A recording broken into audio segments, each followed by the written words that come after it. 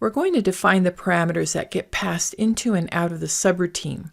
This is the only information that is shared between the subroutine and the calling strategy. Select Subroutine, Configure Parameters. The name of the subroutine both for an action and OptoScript block appears at the top and can't be changed from here.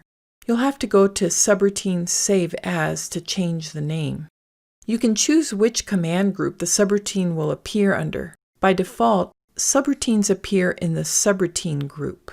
Since our subroutine is a mathematical calculation to convert degrees F to degrees C, let's select the mathematical group. You can enter a comment to describe what the subroutine does. Next, let's configure the subroutine's parameters. You can pass up to 12 parameters, such as floats, integers, and strings. But keep in mind, you can also pass in tables, so you can actually pass in quite a bit of data. Notice there's one parameter that's already listed. The putStatusIn parameter is the 13th parameter. Since subroutines are like function commands that return a status, you can check the status code value after calling a subroutine to know if the subroutine was called successfully. To add a parameter, click the next line after the putStatusIn parameter. Click Add. Type temp in degrees F in the prompt field. To type the degrees symbol, hold down the Alt key and type 248 on the numeric keypad.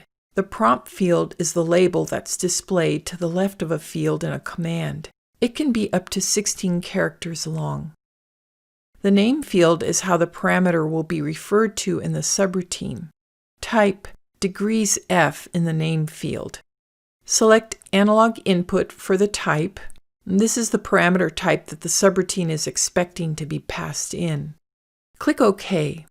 Configure the next parameter by selecting line 3 and clicking Add. In the prompt field, type putDegreesC in. Type degrees C in the name field. Select float variable in the type field. This parameter will have the value that's passed back to the strategy. Click OK. To change a parameter, highlight it and click Modify. To change the order of a parameter in the list, highlight it and click the up-down arrow button in the dialog box. To delete a parameter, highlight it and click Delete. Click OK. You're done creating the parameters for this subroutine. The next thing we need to do is to create the logic in the subroutine. We'll add blocks with commands and create local variables.